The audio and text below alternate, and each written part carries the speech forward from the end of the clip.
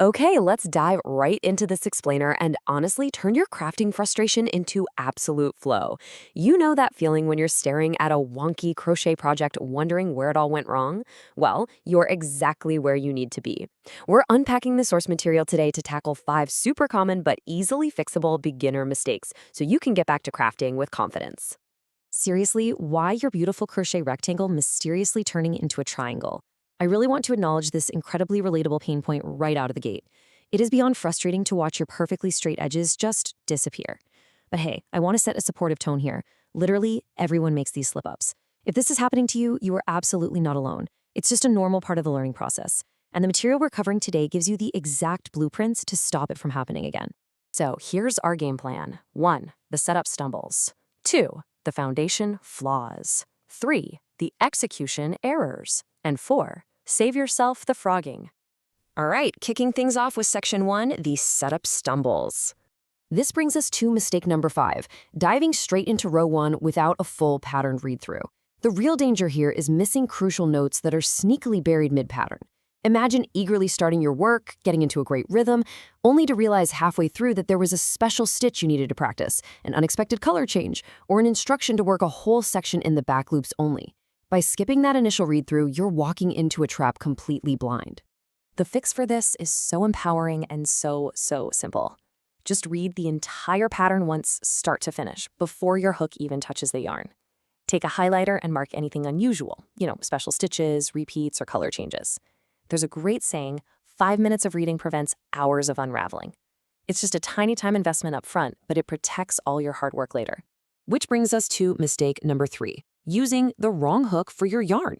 Using the wrong hook leads to totally different yet equally frustrating fabric textures.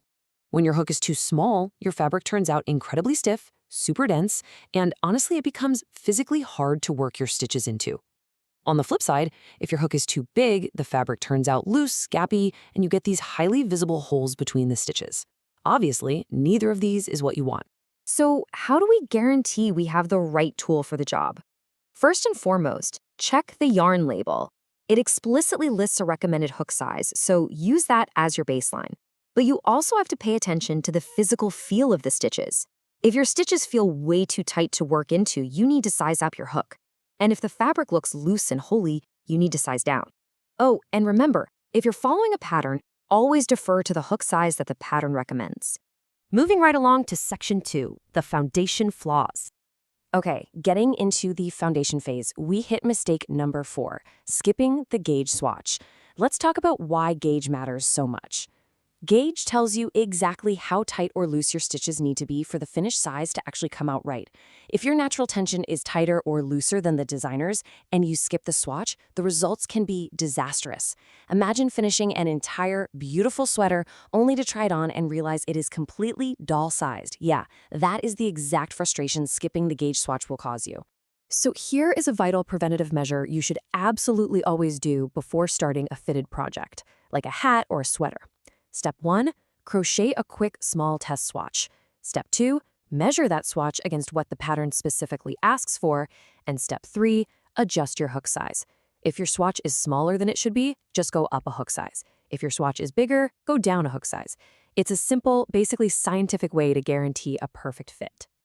Next up is mistake number 2, starting with a twisted chain. Now, this is an incredibly sneaky mistake.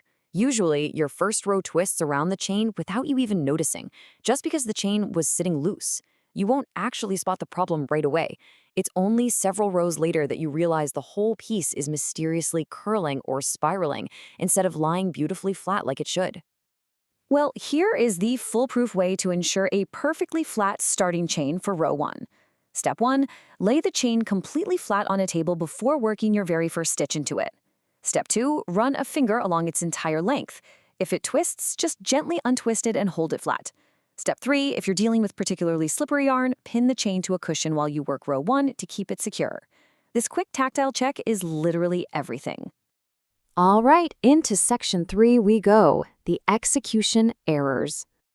And here it is, the absolute biggest culprit. Mistake number 1, not counting your stitches.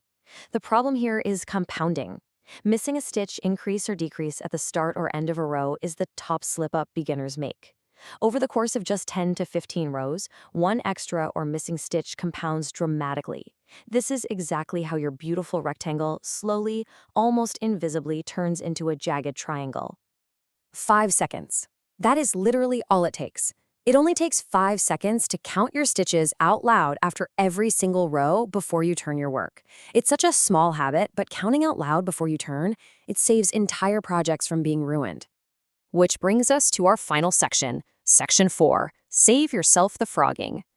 Let's quickly recap these 5 simple solutions. Not reading the pattern? Read and highlight it first. Wrong hook? Match the yarn label. Skipping gauge? Always swatch first for fitted items.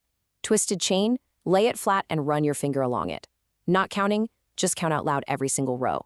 None of these preventative steps take more than a few extra minutes of your time, right? And why do we do all this preventative maintenance? To save ourselves from frogging.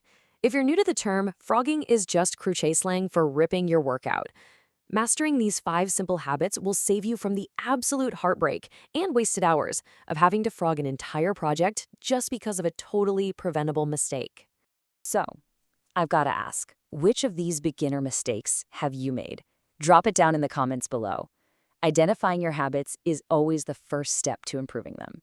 Thank you so much for joining me for this explainer, and hey, happy crocheting!